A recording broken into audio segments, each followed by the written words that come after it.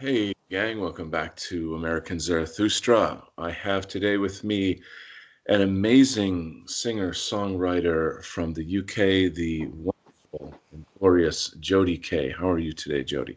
I am very, very well. Thank you. Thank you for having me. Thank you for inviting me. Season's greetings to you all. Ah, yes, see these season's greetings. It is just what is it, the day after Christmas today, and everybody No, is it's the no 27th, two 2 days days after. after That Christmas, shows you 2 days how after the big day.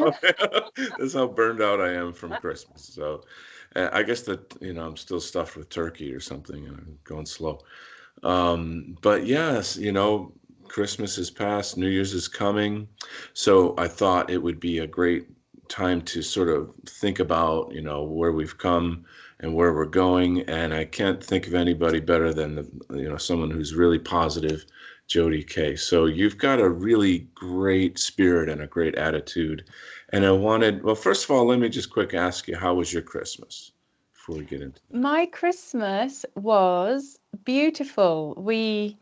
I wasn't able to see all of my family as I would have done in previous years, Mm. but we made the best of what we had. Our cooker broke, Hey, so surprise. yeah, on right on Christmas Day. Mm. So we took the turkey round to my sister's that lives near us. So she cooked the turkey, and my mum did an amazing job because I'm with my parents at the minute, and Okay. it worked out really well. And we just had this wonderful Christmas dinner together, and Oh, it was really, really beautiful. Yeah. that's And cool. yours? How was yours? It was a big success. With the COVID, there's a lot of changes and family can't get together so much. But I was able to pull it together. A lot of it fell on me this year in terms of the cooking and the shopping and the decorating and various stuff. But you know, it all worked out well. I guess I'm a bit burned out from it all because that on top of everything else is a lot of work. But it feels great to have had a successful Christmas and everybody's happy. So yeah, I won. Good, good, good Yeah. to hear. Yeah. So, we've been chatting a little bit here and there and just the topics floating around about, you know, 2021 is coming and I noticed that you said you're feeling really positive about it. So I thought, why don't we share that positivity with everybody? Yeah, I why think that not? yeah. So what are your thoughts about next year or the coming year? Well, I always find this time of year very magical, always. And Hmm. I can't remember who I was listening to recently, and they were saying there is just this feeling in the air, like this magic spirit in the air. And even with the year we've all had, and even with um, the climate we're in, with the restrictions and the lockdown, I just feel there's so much magic still in the air, and it's present because for me it's always like the one time of year that everyone just knows it's Christmas. Right, right. Most people, obviously, given the work people are in, most people are off at Christmas, and it's always like the one time of year. Even though it would be wonderful if we lived day to day like this, but it's the one time of year that we're kind of everyone's allowed to just relax. Everyone's Yes. allowed, and it's in the air, Yeah. and you can feel this. So I've had this feeling this year, and I always find New Year. It's always like a bit of a reset. Mm-hmm. Everyone always has their New Year's resolutions. Yeah. Everyone's normally eaten too much or had too much to drink over Christmas. So it's like this real Right. kind of let's get toxicated this one last time of the year. And then January the 1st comes and it's really like this reset. And obviously, we've just had the winter solstice on the 21st. So now the days are starting to get lighter again. And it's always, this is one of my favorite times of year because it's like a reset. We've Mm-hmm. done the year, eat lots. If you drink, people drink and be merry. And then it's like, okay, fresh beginnings, new time. And I really feel that for myself and us. Beautiful, beautiful. I certainly, I just have to toot my own horn a little bit. Being on Millennial Woes Christmas show, Millennial Yule, has catapulted me forward hugely. I've been just my subscriptions boosted up, and there's just a great deal going on. And the main thing was to get the message across about the arts in our movement. And as you know, obviously, White Art Collective is a major focus for me, but there's so many people out there doing their own thing, and I think the artists and creators, et cetera, are sort of gravitating together, and there's a momentum happening, which is really phenomenal. And so I feel like we're right at the right place at the right time for that.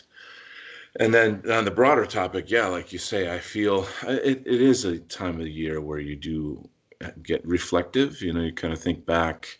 And what I do every year is I buy one of these big calendars that it's, you fold back the months, and it's big enough so that every day I can write in, these are the little things I have to do today, Yeah.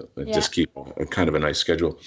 And then at the end of the year, I'll go back and read through the different notes that I put on there and get a sense of, wow, this is a great, it's been a great year. It was the Imperium art year, so there was I really didn't know that it would explode as much as it did, and I would have, allow me to meet people like you and Unwashed and Nick Cotton and all these various other people in the UK and around the world. It's exciting. But I want to know more about your personal feelings. So, like for yourself, what changes do you think you're going to be seeing this coming year? For me personally, Hmm. With your music and what you're doing. oh, okay. Well, for those that maybe don't know me, I discovered the White Art Collective very, very recently.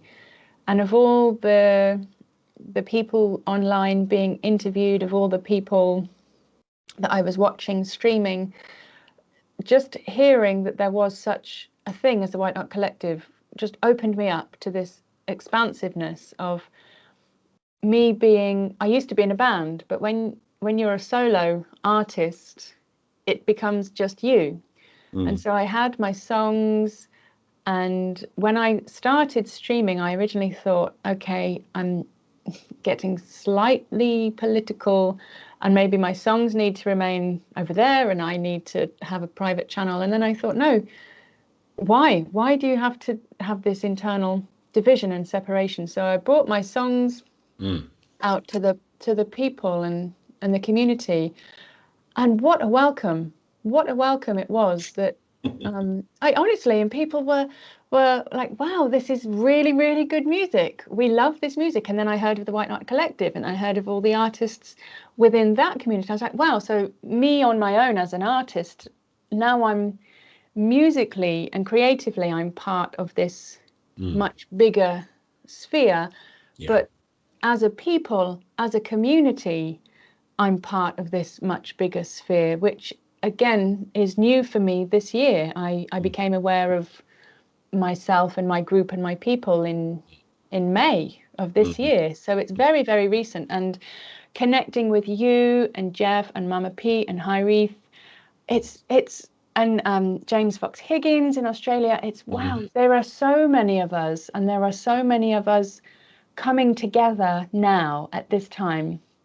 So with my music, it's brought a whole new dimension to my songwriting Mm. and the way I'm sharing music, the way I want to deliver music, and the message I want to bring. So for this year, now that I have an audience, I mean, I've Yeah. been Yeah. singing and writing since I was 16, if not before. I think Mhm. maybe 13. And I've never really pushed my music because I thought it will grow and flow dynamically in its own way. But sharing it with this community, the audience is there because Yeah. it really touches where we all are right now. And so with that in mind, my songwriting is taking a new dimension. So I hope Mm. to have an album Oh. on yeah, because I'm sitting on so many songs at the minute. So I'm hoping to have an album that will be on my website very, very soon, and it will be. I actually want to speak to Jared because he's done this. Mhm. I need to check, but kind of donate what you feel. And I Hmm. think that's a really, really nice and honest way to, rather than charging a certain amount. It's like, well, what, donate what you You're feel. you're referring to Jared of the Great Order? Yeah, the Great Yeah. Order. Yeah, he's putting out phenomenal music recently. Really, I heard his most recent one, and I can't stop playing it. I've had it on repeat, and I keep saying to him, I can't stop listening to it. Um, I don't know, about several months ago, I was on the No White Guilt show with Jared and Jason Kuna, and of course we were talking about music, art, etc. And in the background, Jared has guitars against the wall, and I finally called him out and said, "Hey, man, yeah, when are you going to put out some music?" I had no idea he was so good. Like, it was just it's such a wonderful contribution, and it just blew open the community. Everybody's enjoying it, and he really knows how to market it, how to kind of pace it out. And here yeah, comes the next one. So uh, anyway, that's fabulous. Yeah, it really helpful to have a community to play to. When we're just out there on our own, and writing songs, we're kind of, we might have a certain situation in our life or a topic we're interested in, and we sit down and kind of struggle with the words, and getting it to rhyme and match the melody, and do the chords and rehearse it, but never with the thinking of, well, I have no idea who's going to hear this and if it's going to impact the world or go anywhere, but I'm a musician and this is what I do. yeah, um, and now, bang, you're in this beautiful community, a very supportive community, very like aware. There's a lot of really smart people in and around the White Art Collective, and obviously in the so-called dissident right.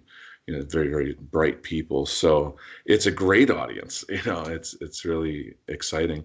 What do you think, or in what way has it shaped your songwriting? um, when I first started writing songs, everything, because I've been doing this since early years, maybe 5, 6, 7 years old. Mm. Everything was a poem. So I'd look at the trees and how they related to the sky, and that was all a poem. So I've always been creating something beautiful from nature, whether it be poems or songs. And then through my late teens, I guess 16 onwards, I kind of wanted to write more personal songs. And Mm. then I had this feeling like, well, I guess this is maybe not every, but I think it's quite common. Well, who wants to hear my songs? Who wants to hear what I've been going through? And then you Right, go through this phase like, well, maybe no one actually cares what I've been going through. right. I know it's tough. Yeah, it's just, well, who's going to care? Yeah, Um, yeah. but then I think and I feel very blessed with this when I write a song, because it's the feeling that's put into the song, whether people can relate to the words or not, but the feeling that it comes from. um, I've always wanted that to relate to someone. So whether someone's having a really good, positive day, I want to be able to relate to people on that level. And if people are having like a really heavy time and they feel quite lonely or isolated, I want to be able to relate to people because I've also been there. Yeah. So now I've joined this community. Yes, I want to share my own personal journey through songs, through whether it be heartbreak, leaving the country, Mm. successes, failures. But I feel Mm. now I have a really strong purpose to sing about the community and to sing about our people and to sing about our history and to help people remember who they are and who they have come from and where Mm. they've come from. Mhm. So it's really building the connection I've felt this year and the Yeah. remembrance of, oh, this is who I am, this is where I belong, reaching out to people and letting people know this is where we've come from. There are Mhm. always hardships in life, always, Mm. and they're what make us stronger. That's inspiring and very beautiful. I can obviously relate to you as a songwriter, but I think there's something extremely special and unique about you in the White Art Collective and in this theme of white well-being, white identitarian politics. You and your spirit, your work is I would say, very disarming to people who might be critical of it.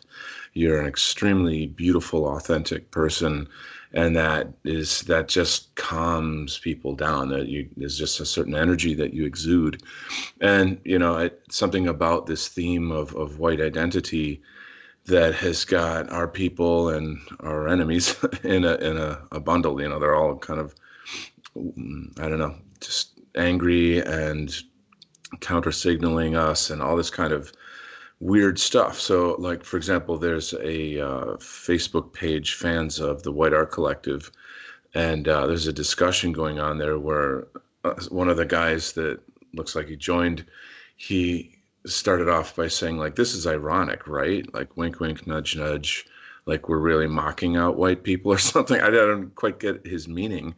And other people jumped on and said, why should we, like, why would you think that we can't celebrate being white? Other people celebrate their racial and ethnic pride, and this, what's wrong with that? Yeah.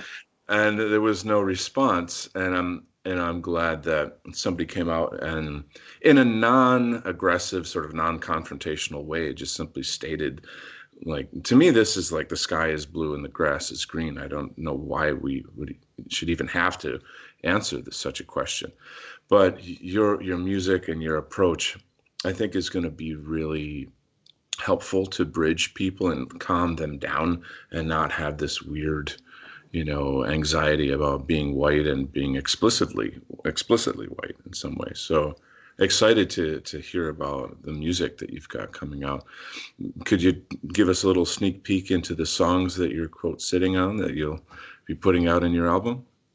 Yes, there's there's one song I wrote ages ago, and it's just instrumental. It's just a guitar piece, and it's called Sunrise. Mm-hmm. And I love the metaphors and symbology behind things, because the sun always rises, and it will always rise. Yeah. And so this piece of music, I want that to be the opening to the album, The Sunrise. But I lived abroad. I left England for 10 years. Mm-hmm. And then I've recently come back. And when I landed back on English soil, well, even before I came back to English soil, there was some lyrics that just kept running through my head. Let me think.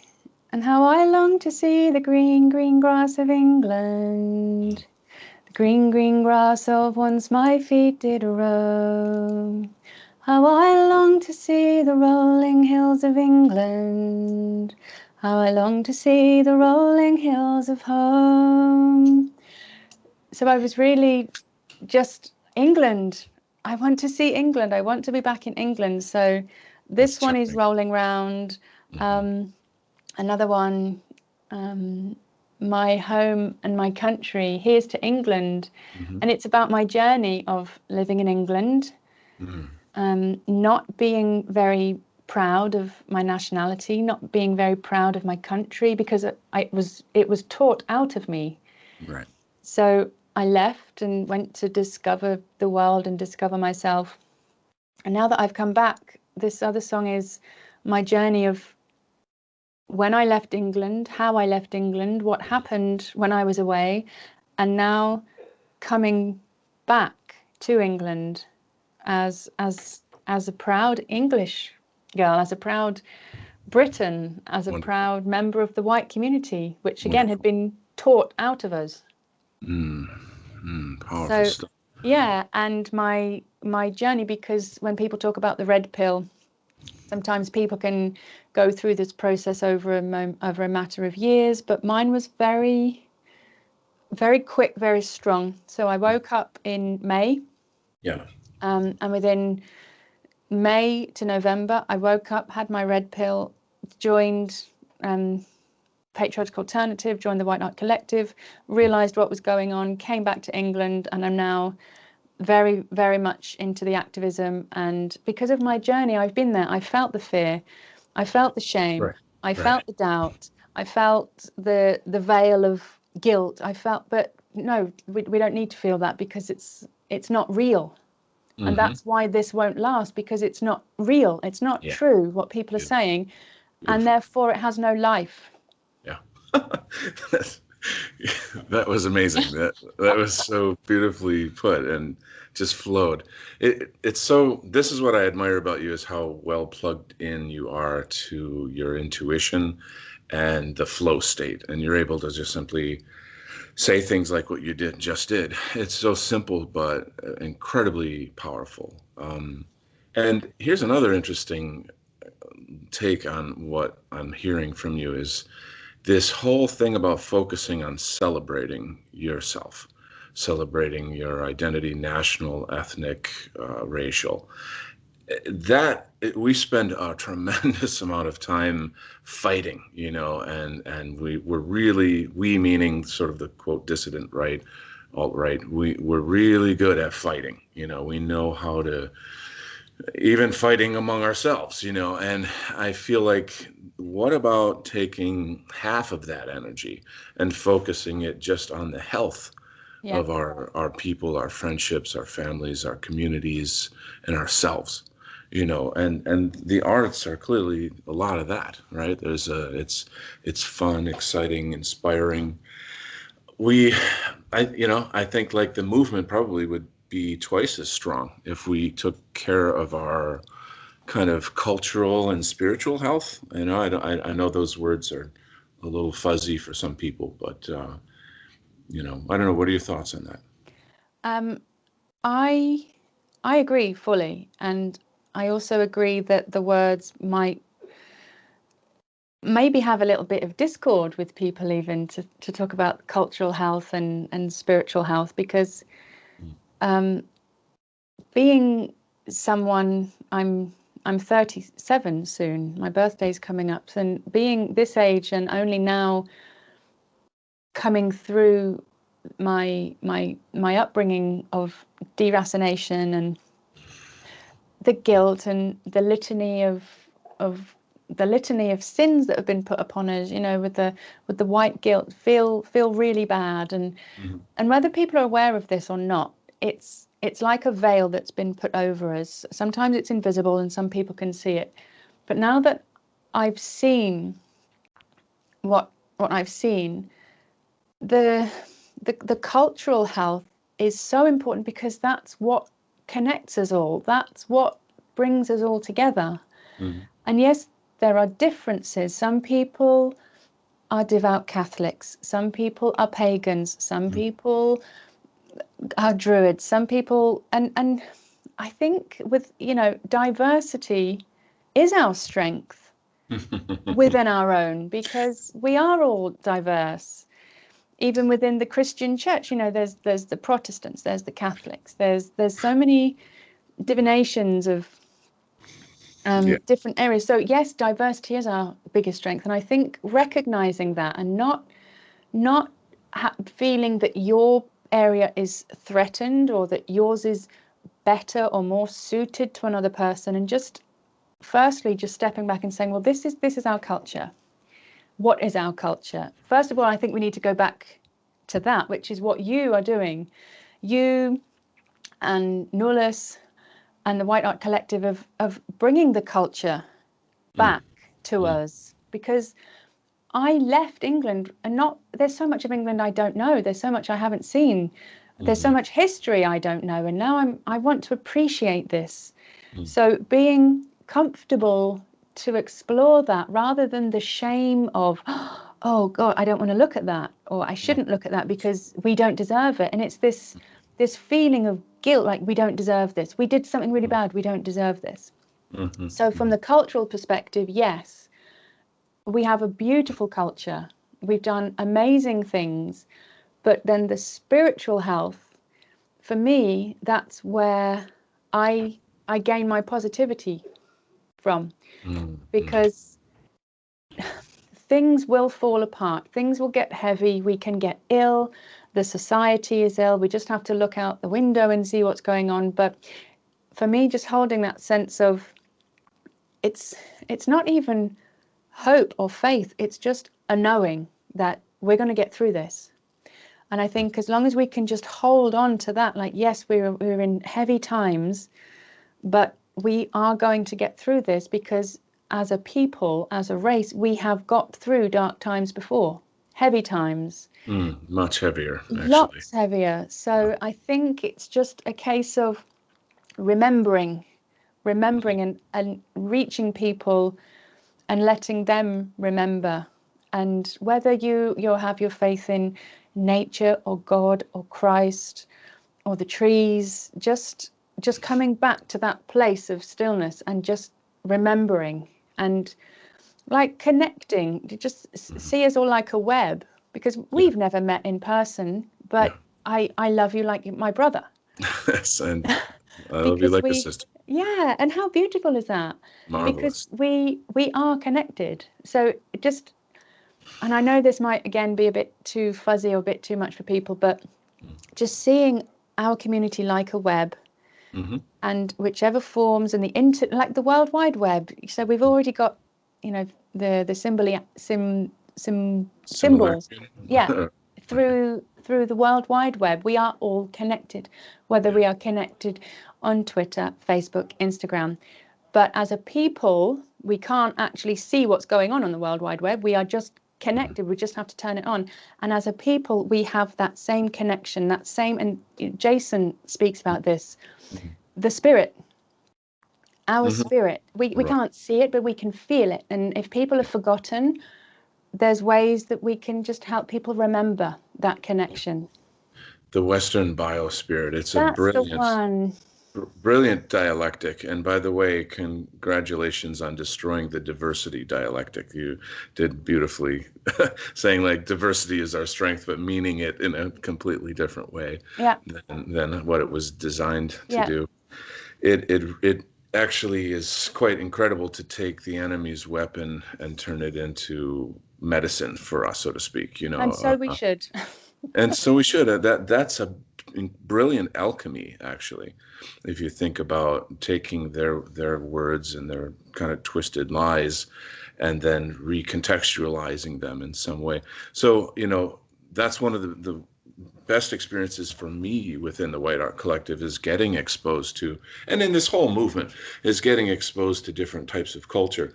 Nullis has taught me or exposed me to a lot of Hungarian culture, and that's fascinating. It opens up a new window into a new world.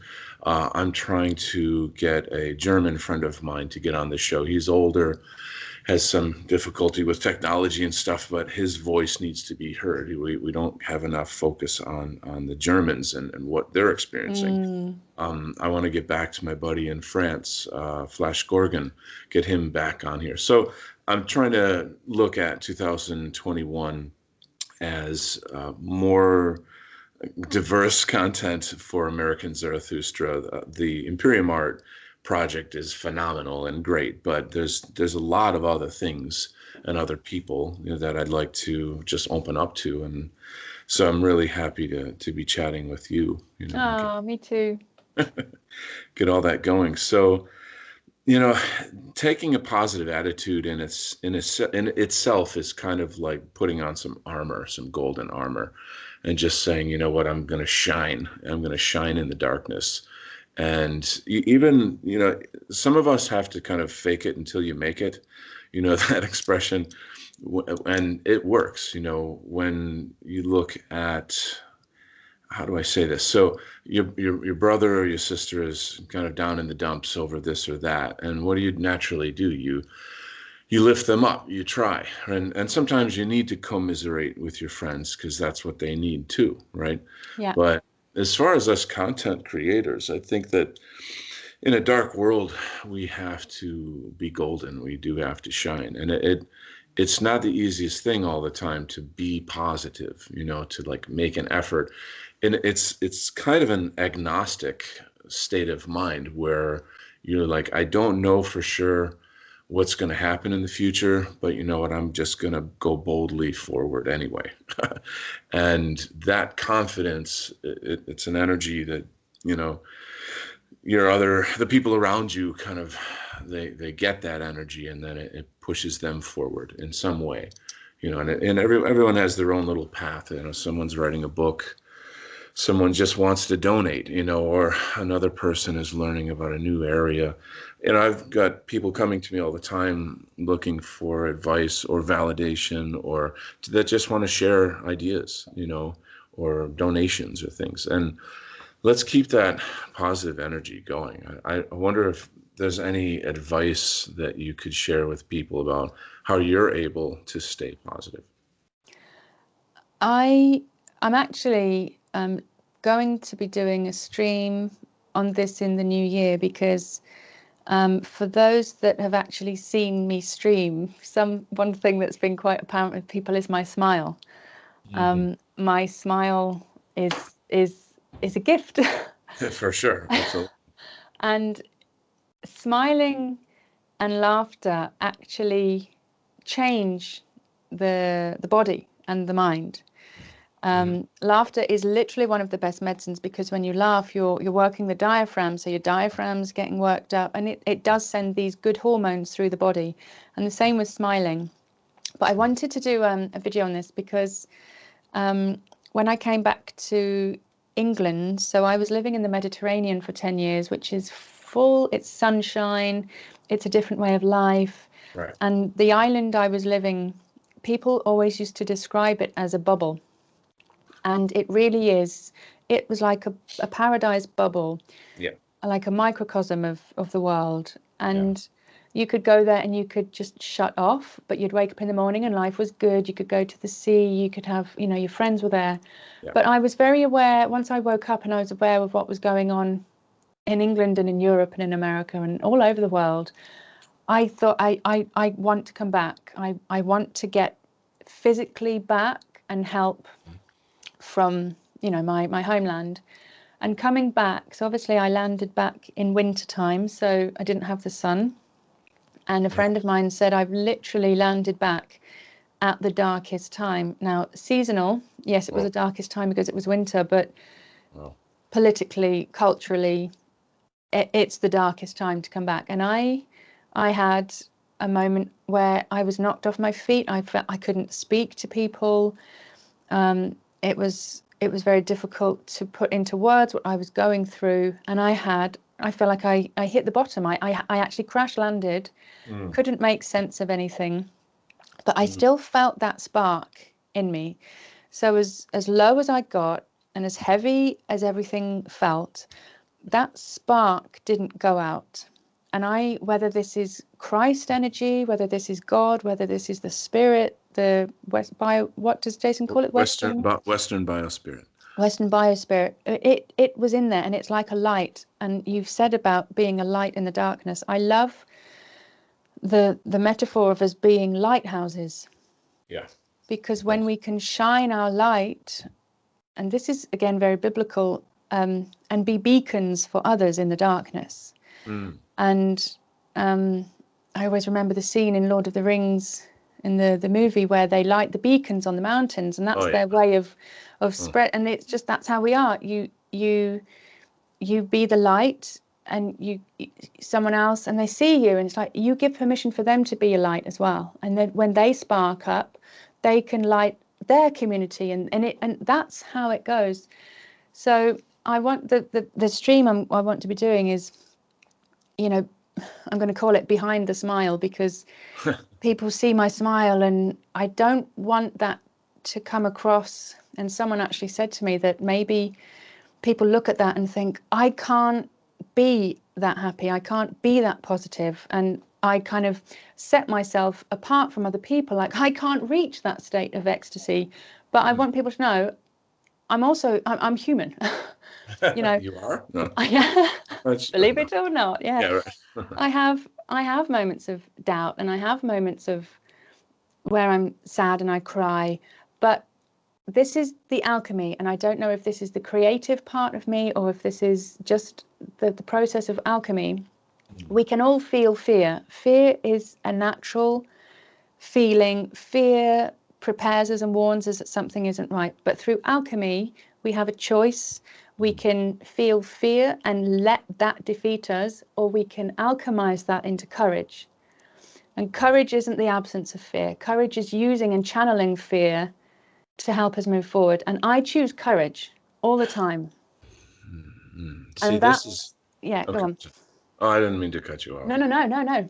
Um, you've really opened up a new, I don't know, channel for me to look through at this whole thing, and because I struggle with being positive, and when I'm around other people, it just kicks in because I love them and I want them to be strong, and there's something about if you want to be happy, make other people laugh, and people will they won't remember what you said, but they'll remember how you made them feel. Yeah, And that is there's some kind of a psychological effect to that, where when you do say something meaningful, they'll respect it, they'll internalize it, and it will help to change them in a good way. But here's the point I'm trying to make, is that I feel as if you're replacing the word positivity with the word courage in a sense, because that's actually what's behind the smile, if I yeah, can tie that together. yeah, absolutely. And where does courage come from? For me, faith. Ah, interesting. Yeah, See, that ties back into earlier I used the word agnostic, and that I'm using it in a broader term, like we don't know the future, we don't know all the variables, we don't know how this is going to work out, but you got to have faith, and there's a much to draw from. I mean, our entire history, our accomplishments are extraordinary. Granted, the monster that we're fighting is also extraordinary, but in a sense that you can get a thrill from that, in the sense that what a time to be born. you know yeah, this is an epic historic time. History is happening now, and I recommend people get off the bleachers and get in the game. You know that's a thing, but this sense of faith, that's a hard word for a lot of people to work with. I have my own understanding of it, I have faith, I have my own relationship with God, which is still mysterious but very powerful, and I'm still figuring that out. What advice could you maybe give people in our movement about faith? And I mean, when people hear the word faith, they immediately associate it with religion, and that's fine. I'm not knocking that, but I am saying, what about all the people outside of that don't have, say, religion, or are seeking religion, or seeking some religious structure, be it Christianity, paganism, Apolloism, all these different Buddhism, Hinduism. What are your thoughts on faith? What is faith? for me, faith is faith is it's not hoping for something, it's not believing in something, it's just knowing. And I this is why I write songs, because I feel like it's easy for me to express something through music rather than spoken word. But faith, yes, people often think of religion, people think of God, and religion, I think, not for all of us, but I think religion has been taken from us, or we have been taken from religion, because religion has been hijacked, for a better Yeah. word. Okay. People's faith has been slightly distorted. And I've spoken with people and they said, I've lost my faith. Mm. They're believers in God, but they've lost their faith. And my advice and what I say to people is just pray. Mm. And they say, well, who am I praying to? What am I praying to? Mm. And now this could be the mystery of consciousness. Yeah. Consciousness is one of the biggest mysteries, yet we're still here and we are functioning through consciousness to have this conversation right now. Hmm. We can't see it, but we know it's there because we are here. Hmm. And just to look at nature and the patterns and the mathematical relationships between plants and Mm-hmm. between the leaves, that for me, that's faith, because nature just knows. Mm-hmm. Nature isn't biased. You know, the sun, regardless, will shine. Mm-hmm. That's faith for me, is just knowing. Yeah. Um, and so for me, praying, whether you, and praying is something, again, it's very personal, Mm-hmm. but just whether you're just talking to yourself in bed, allow yourself to listen to yourself. Mm-hmm. Be the higher thought, the person that is thinking the thoughts rather than just the thoughts. Try and elevate yourself to that being that, well, who's thinking these thoughts? So even if you're just, talking to yourself, listen to yourself. Yeah. Yeah. It would be really interesting to actually have a discussion with like a big panel of our people on what is faith. Yeah, And I I envy those who have no question at all about it and are completely grounded in it and it works for them and blah blah blah. I envy those people, but I feel that there's a great number of people that are kind of not lost, but kind of floating, if yeah. you will. And the connection has been taken. Mm-hmm, mm-hmm, There was a time, when was it, 2014, I lost my connection to God. mm. I was That's going through a very, very difficult time mentally and emotionally, and I feel like I had lost connection to God.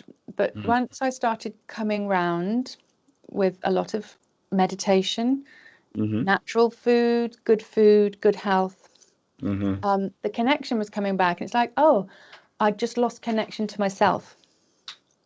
And by mm. having that connection with myself, for me, and it's very personal, and that's why I think it'd be a great idea, because it's possible 7, 8, 9 people could have a different take on faith, Right, right, right. which again Which is, could be the diversity is our strength, because someone might relate to me and how I find it, and sure. someone might relate to how you find your faith, and someone might relate to Mama P and how she finds her faith, Yep. because it's like coffee. There's however many flavors of coffee there are, it's still coffee. Yeah, that's see that's another brilliant analogy right there. That you're really plugged into that creative flow state that you can make these fun analogies. That oh yeah, of course. So because at least myself, I approach these things and they're like, oh, it's very heavy, it's very deep. We have to really get in there and get under the hood and figure it out. And it's tough because it's both something and many things, because it's rooted in some reality, but everybody has their own kind of existential experience with it or struggle with it, Yeah, right? Um, I like to try to like for me, I where I'm at in my life right now is I define God as the sum of all consciousness. yeah, But there's more to it that I still don't know, and that is that this God is conscious of himself or itself, and that the true nature of reality is actually love. And that sounds maybe like people might roll their eyes when they hear that and go, "Oh, how unscientific," and blah blah blah. But when you think about the all that exists and that it has, like what is the force that brings things into existence and how do we survive? I guess I can't speak for say the animal kingdom or things that I don't experience, but within the human realm, love is actually it's more than, I guess it's kind of the agape love or something. It's I think the word love is actually not big enough to cover the dynamic force of that. And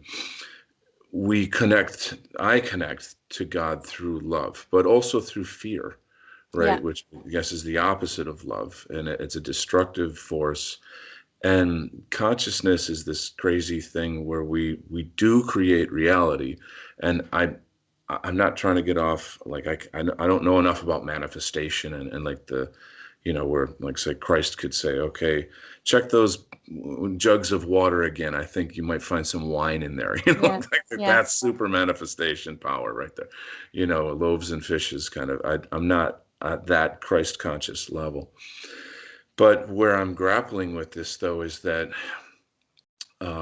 I do experience manifestation, and it plugs directly into my relationship with God and faith.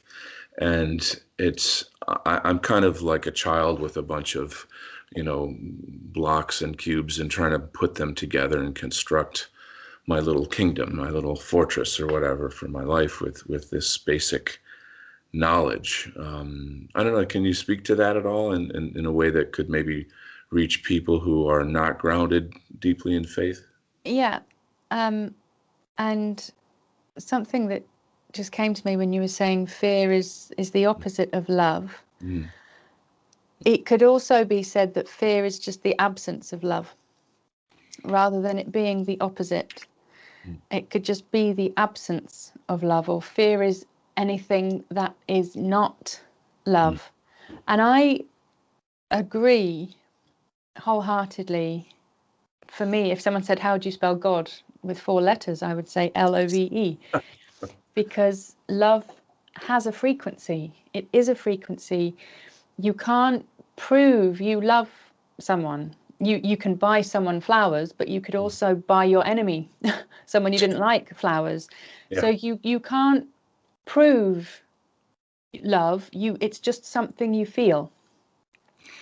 Mm, And with regards to the manifestation, and I I want people to be aware that if they aren't feeling this yet, I think it's important not to get into this state that they're missing something, or they're failing, or they're not there yet, because then you're creating absence. You're already creating a space for absence. mm, And again, this is from the Buddhist teachings of just allowing and being. mhm, mhm, And from that state of allowing, then from there, you can learn to feel, and you can feel into this. People have studied this, people have written books on this. mhm, And with regards to manifestation, one song that I will be releasing is the words are, every day I'm grateful. Every day I'm grateful for all I have. Every day I'm grateful, and every day there's something new to be grateful for. mhm, Because manifestation is thought the we can magnetize things to us, mm. and some people can think, oh, this is very new age, this is very Yeah. woo woo and very hairy fairy. But if you I don't like, oh, if you think positive thoughts, positive things will happen. Well, Yeah. actually, my car's broken down, I don't have my money, I've lost my job. So I don't like, oh, just think positively, because that doesn't, I understand. it can kind of shrug things under the carpet. But if you can just if you think of your body like a computer, and we Mm, can program the computer and we can deprogram the computer, our particular culture, our particular society have been deprogrammed away from our natural state. We have been separated from ourselves, we've been separated from God, we've been separated from nature, we've been separated from the group. mm. That's happened to us. And people say, oh, well, we're responsible, we've allowed it to happen. Well, they're very clever. We Yeah. can't, they are very clever, they've studied us for years. That doesn't mean we can't put the program back. Mhm, When I say to people, be grateful and thankful for what you have, they say, well, I haven't got a job, I haven't got a car, I haven't got this. Okay, well, when you wake up in the morning, mm. be thankful for the breath in your lungs. Yeah. Start basic. You can Yeah. breathe. That's Mhm, one of the first things I do in the morning. When I wake up, I take a deep breath and I thank for this breath. I breathe in, thank you for this breath. I have my breath. If I've got nothing else, I've got the breath in my lungs, and breath is life. mhm, So we are alive. And I mhm. had this thing, even before your feet touch the ground, Don't look at your phone. Wake up. Be thankful for your breath. Be thankful that you've had a good night's sleep. If you haven't had a good night's sleep, be thankful for the sleep you've got. Or if you didn't sleep, be thankful for the rest you Be had. thankful that you just woke up. Yeah. So just, and it's, in the new, it's the attitude of gratitude. Yeah, And yeah. I know that gets thrown around a lot, but let's not allow that to be tarnished. The attitude of gratitude is a very powerful thing. Yeah. And be thankful for your breath. Be thankful for your bed. Whatever you've got, just be thankful for it. And then that's how we start to reprogram this computer, because it's all a vibration and it's all frequency. And if we can start to feel thankful, we can start to appreciate what we do have, even if it might be minuscule. We've got life. The sun is going to rise. Be thankful for the plants. Be thankful for the earth beneath your feet. Then you start to reprogram the body to be grateful. So once you start to feel grateful, then that's when this manifestation can start. I'm feeling grateful. I'm going to attract more things to be grateful for. And it takes time. It takes time. It's a practice, but it can be done. But, and I say this to people, it's the difference between like a natural medicine or a tablet. The tablet will work possibly instantly. The natural medicine, whether it be yoga, sound therapy, whatever, that takes time because the body needs time to adjust. So it's when we do this work, a lot of people, I'm going to say laziness because I've experienced this myself. They want the quick fix tablet and they don't want to put the work in. But the work needs to be put in because it's worth it. In the long term, it takes work to think positively. It takes work to find courage. It takes work to sometimes get your feet out of bed in the morning. It takes work to get yourself into the shower. But what we've also lost is our long-term planning. Think in a week, think in a month, think in a year. Rather than this instant gratification, I need to feel better now. Well, that might not be the case, but put that in motion and start the process. Then see how you feel in a week, then see how you feel in a month, then see how you feel in a year. And if we are doing this as a people, not only for ourselves, but for the future generations, this is where we win. That's profound and it's so beautifully said. I totally connect to what you're saying in my own way.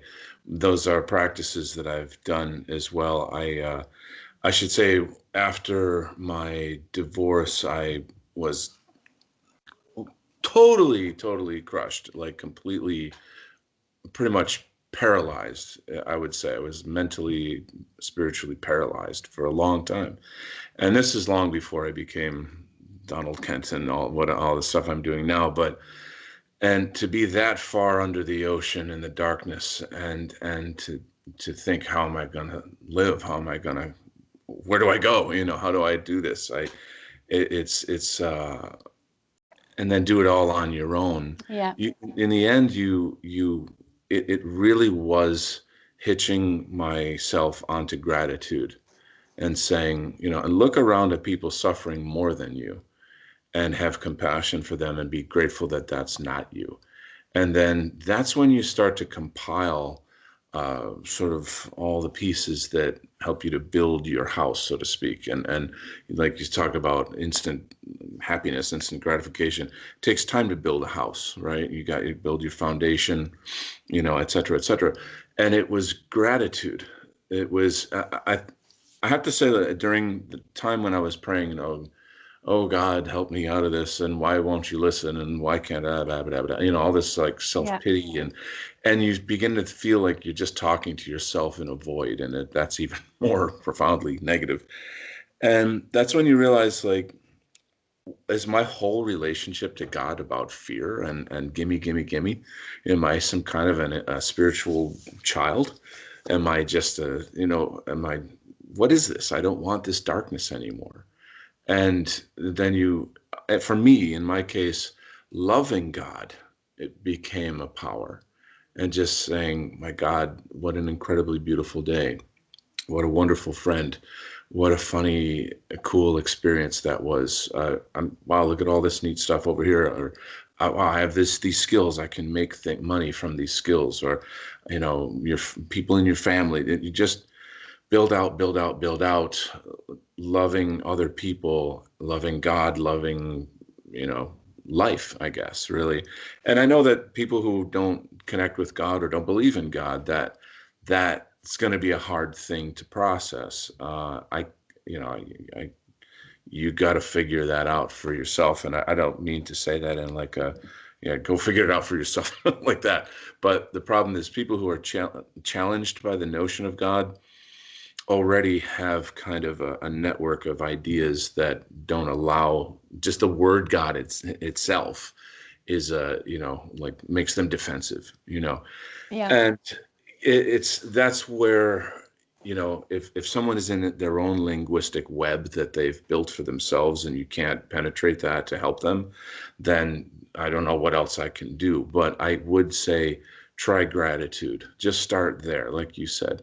Make it a practice. I don't get out of bed in the morning until I've had a little prayer. I've visualized my day, figured out. See that time between sleep and waking where you're kind of in a semi-dream state is the perfect time to work out a lot of your problems and to intuitively know what it is you have to do. So that's a good time of the day to set your controls for the heart of the sun. Like set your yes, okay, I'm mentally in the right place, and here we go. Let's start this beautiful day. You know. Yeah. So, and in some way, that's actually like an artist on with a blank canvas. I don't, or you're holding your guitar and you're noodling around on it. And how do we manifest art and music? Where does that come from? Just out of the ether? You have to have a sense of love for what you do, love for your own life, love for the people, the things you do. And that I think is the groundwork from which you can build out. And you may, you know, everyone's going to have their own path. I'm interested in learning about paganism. I'm learning about Apolloism. I want to know, how do these things work? Like years ago, I moved to Asia to discover what is Taoism, what is Buddhism, what's the technology of this, how does it work? Can I benefit from this? So I feel like these are some of the most important things people have to grapple with. If you're not thinking through this stuff or working through it in your own way, then you're not really living. You're it's in a sense the enemy is won because you're Yeah. sort of in a zombie zone. And it can be a hard message to receive, Hmm. but only we can do this for ourselves. Right, right.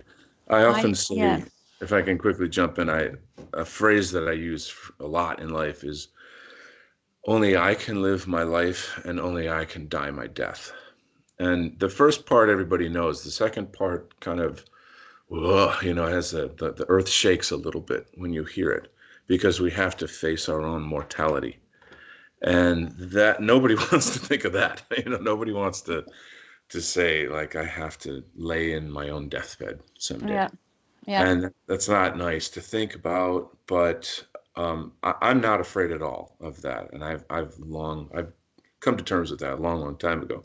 And when you do, you become free. Your wings open up and you exude light, and people notice you when you walk in a room because they want that energy, they want that confidence, that courage. And you know I think we all are going to have to come to that question, but I think it ties in with positivity and the theme of this show.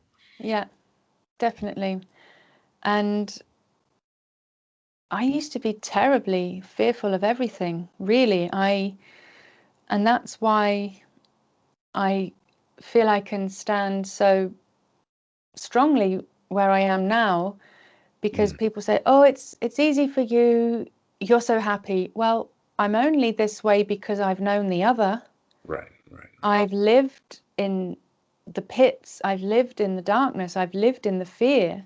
yeah, yeah, Um, and I thank my mum for this, because when I was younger, and she would just say to me, life is what you make it.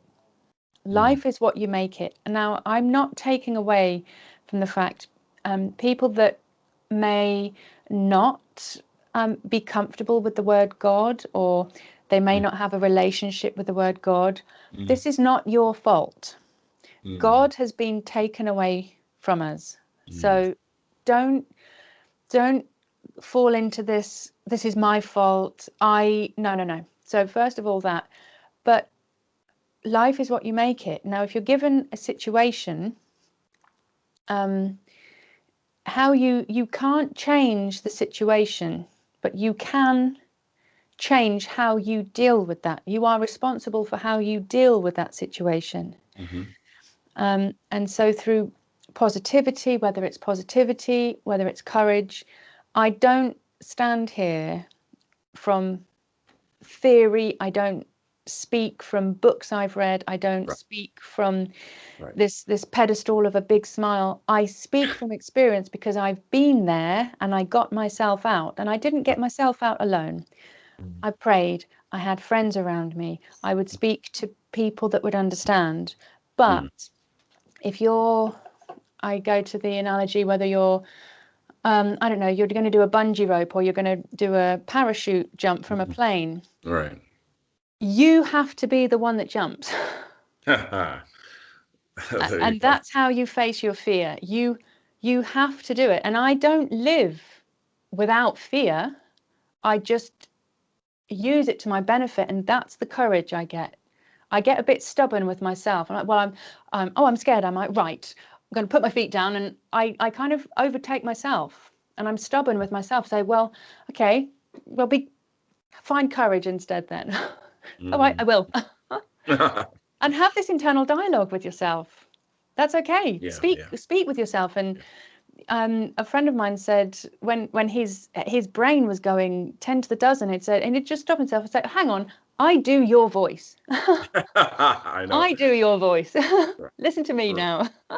Yeah, this is gonna sound insane, but every once in a while when I have that internal dialogue, I'll, maybe say shut up or something, or Yeah, to, myself, or in a way that's like, yeah, I always have to say, how is this benefiting me? How is this helping me? If I'm going off on some kind of a stream. And this is essentially the benefit that I got from Buddhism, and that all Western people should learn some form of meditation to understand the nature of your mind, because that's the tool with which you're experiencing life. And if you've got that other voice in there, which we all do, yep, that is kind of, essentially negative talk or fear or anger, or all, kind of going through the filing cabinet of all the bad things and regrets of your life. It's like, how is that benefiting myself? So when we get into different meditative practices, of which there are really many, you can kind of snap out of it and get rooted, like really literally rooted into your existence, of which the core of that root is God, is the divine, is life itself, consciousness itself. So, and that's the field from which all this manifestation comes, all this it's funny, every time I use any kind of word like God or manifestation, I see a portion of the audience just like shutting down. yeah.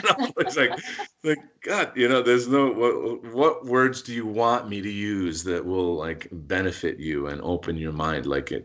So right there, that's that other little voice in your mind, the judgment voice that, well, if you don't, serve me this message in this particular cup, then I won't drink it, or whatever. I won't imbibe in this wisdom if it doesn't come in the form that I like it to be. So that's a kind of a bias that is limiting us. And so, I don't know. It's just something I want to throw out there, is that maybe analyzing our own biases to various things could, at least expand our knowledge and perhaps open up new opportunities to connect with the divine, It's just different things. So having said that, I did have another question for you that is going to kind of go against my own problem here. But I wanted to ask you, how did you come back to Christianity? And when I asked you before the show, you had a funny answer. Yeah.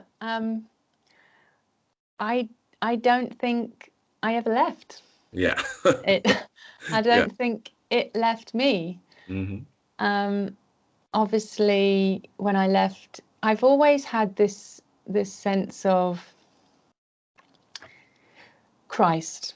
Hmm. And I remember I went to a Church of England primary school, so lots of our assemblies and lots of our songs were about God, and God is love.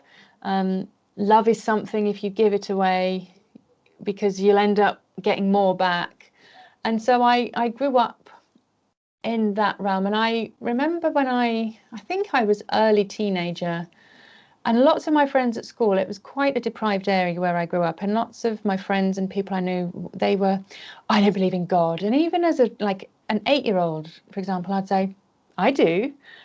Um, and even then, that, I guess that was quite courageous, because I was going against what my peers were doing. And often I wanted to, peer pressure. I never wanted to be the outcast, but I was like, well, I believe in God, I pray. So I've always grown up with this sense of Christ and this sense of God within. Hmm. Um, then I discovered, I went on my, how can I word this? The path of healing, as it were. I studied sound therapy, and vibrations, and the way the body works with sound, and the way the emotions work. And then from there, I studied some very Eastern practices. Hmm. And I remember speaking to my dad, and I went to Colombia to work in an orphanage, with a Christian group. And I just started studying mantra therapy. And I was there in this orphanage, preaching the word of God, Hmm. Bible studies and Bible songs. But then, on the other hand, I was doing, I guess it was quite esoteric. And I went into this process of, am I going against God? Am I going against Christ? Should I be doing this? And my dad just said, well, just pray. So I just prayed. And I've always had this sense of, if I'm doing something wrong, let me know. Just Yeah. give me a sign, let me know. Right. But Right. my path then led me to India, Mm. where I was studying yoga and meditation. Hmm. And I went to a Buddhist camp, and really, I personally didn't find much difference in the heart of what people were talking about, because it is love. Hmm. And so in that sense, I feel like Christ has always been with me. I I haven't been to church in years and years. Well, actually, I did. I went last Christmas actually for midnight mass. Hmm. But the church can repel people because of how it's been taken over and hijacked. Hijacked isn't the word I want to use, but it's the only I word that's understand. coming to me. I do understand. Um, and so it feels like most areas of our lives have been taken from us. The natural part, whether this is education, Hmm. whether this is religion, church, finance, health, well-being, it's all been taken from us. Hmm. Um, and so coming back to, or not even coming back, but just waking up to nationalism Hmm. makes me feel even closer to God, because it's just truth. Wow, that's powerful. That is what a combination. Nationalism and faith. That's a Yeah. very, very powerful concoction right there. And I'm sure same for you, but for me, I have a wide variety of friends that are in a total spectrum of religious persuasions and what have you. And I love talking to every single one of them. I love learning from every single one of them. It it gives me, I think, the broadest sense that I can get of what is God, what is religion, and all these things. And talking to you now in this conversation, something popped into my head, and that's the question of, is not courage love, is courage and love, are how much are they the same? Because what, courage is obviously finding something within your heart, your mind, your spirit, to fight against the things that are harming you, destroying you, making you ill. And why, if you're already down and the odds are against you, why not give up? Why not succumb? And it must be some kind of love that is beyond us, beyond our fear, that's bigger than our fear. That, there might even be a tinge of anger in that love too, but anger in the sense of, I want to defend what is right, a sense of the anger being for justice. We need Yeah. to serve justice. And this starts to get the blood boiling, and to make the cheeks rosy, and, and you pick up yourself, and you pick up your sword and shield, and you give a mighty howl, and then you go forward towards, your future. And I'm envisioning this in like some kind of, call Peter Jackson, we're going to make a film, Lord of the Rings, anyway. But yeah, and so, I mean, that might be, I don't know if that's like a very masculine way to approach it, but it seems to me that God, religion, all saints, bodhisattvas, all these various sort of human looking manifestations of God might be the kind of, I don't want to say triggers, but something that is symbolically reverberating that love consciousness, or that courage consciousness back into us and guiding us. I mean, art, for example, in Buddhism is, and I'm sure in Catholicism and other religions, is a part of the technology of the spirituality. They use it differently, I believe, than say in Christianity. For example, in Tibetan Buddhism, you memorize the painting of a specific Buddha or Bodhisattva as part of your meditation practice, because that specific Buddha or Bodhisattva represents a specific path, a specific skill or teaching that you must unlock and manifest, and in your spiritual evolution. And so as you gaze at the image, you may visualize that Buddha sitting on the top of your head, or sitting inside your heart, or you actually becoming, looking physically. You can imagine yourself physically being identical to that spiritual being. And through this, through visualization, meditation, and it's combined with breathing and all kinds of other things, chanting, bells, incense, robes, all this kind of culture, then you evolve, you change, you grow, and it's a kind of alchemy. And so that whenever I say, what's the spiritual technology of, say, Christianity or Buddhism or whatever, paganism, etc., Apolloism, I really want to know, what is the spiritual technology of Apolloism? That's the question. How does it work? And a lot of people in Christianity say, it's just have faith, just believe. And for me, that wasn't enough. I've always struggled with faith, and people do. And that's, I think, how they fall away. And I know that you could equate, say, doing the rosary to chanting. There's got to be other, just the ritual of Mass, in a sense, is a kind of a practice, spiritual practice. Prayer is a spiritual practice. There's other kinds of things like vows of silence, or, but I don't know. Does any of this make any sense, or how do you Yes. respond to Yeah. these things? Something that you've just said, I don't know if it was, I'm trying to think who it was. It might have been Eustace Mullins. And read books, because that's just another art form. whether you listen to music that people can relate to or just read books. Eustace Mullins is a great author, E. Michael Jones, Oh yeah, and good books. people often say to me, well, how can you believe in God when there's famine? How can you believe in God when there's war? If there Right. was a God, why would there be starving children in the earth? Yeah.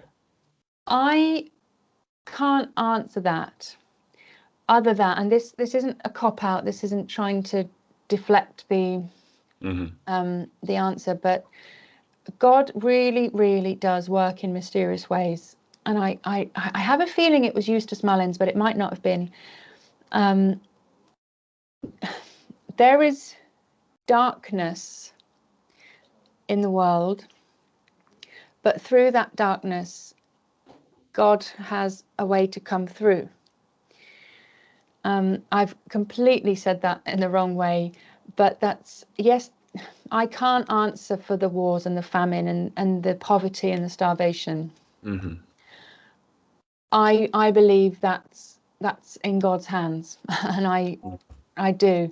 So when Mm-hmm. people say, well, how can you have faith? How can you have faith in this? How can you have faith? And it's what you were saying about praying rather than, oh God, why have you left me alone? God, why can't I have this? God, why have you forgotten me? Mm-hmm. Again, through the process of alchemy, if you don't know much about alchemy, there is an amazing, amazing book by Paulo Coelho called The Alchemist. Read that book. It is incredibly beautiful. It's incredibly powerful. But through alchemy, and I've done this when I'm in a really big hole, and I've written a song about being in that hole. If you can, just muster the strength to just say, Dear God, thank you for allowing me this time that I can learn about myself and I can grow from this. Because it's through those difficult, hard times that we grow. You think of the seed, Mm-hmm. it has to break through its shell. Now that takes time. It has to break through in order to grow. Mm-hmm. One of the hardest bits is cracking through that shell. So, and I've done this when I'm in this darkness. Thank you for blessing me with this opportunity that I can find my strength, that I can find my light, and that I can find you. And just keep saying this, make this your mantra. And like you were just saying, fake it till you make it. Fake it till you make, keep saying that over and over again. Thank you for blessing me with this opportunity that I may grow. Thank you for blessing me with this horrible, horrible opportunity. But Mm-hmm. through this I will grow and I will find my strength. And one little prayer that I say daily, I say this daily. Dear God, bless me with the strength, courage, and wisdom that I may be of your highest service. Powerful stuff. That's words have power. They They have a lot really of do. power. And the thing is, words in repetition have power. So this is the function of mantra. If you were to Yeah, say that, say 500 times in a row, you see what I'm saying? Like, whoa, that yeah, will put you in another reality. It will. And I only know because I've done that kind of thing in my own practice.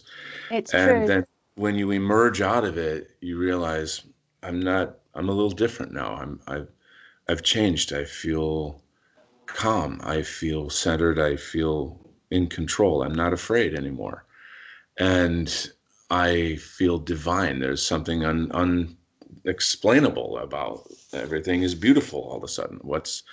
And then naturally, that impacts the people around you it's something else. So it's a big topic. Everybody, I'm hoping the audience can kind of maybe take off the blinders, take off the filters, put down the shields, and just listen to what we're saying. Just embrace some of these things. Take a chance. You're worth it. Give yourself some tools to go into 2021, spiritual tools, metaphysical tools, where nobody's telling you what path to take. Only you can obviously know that and decide that. But there are so many, as I say, tools to use along the way. Ask yourself, what is the psychological and spiritual technology that I need to take better control of my life? Have courage, have love. It's one of the hardest things to do, actually, is to love your enemies. Yeah. And that's probably one of the most core teachings to Christianity that I'm aware of. And how transformative is that? So now our people are very, I should say, our movement is very critical of this notion, the kind of, offer the other cheek. It's considered like a Jewish psyop to make Christians like sheep and blah, blah, blah, all that. And that's a whole other discussion. There's validity to that criticism, but that's not actually what I'm talking about. So don't misunderstand those two things.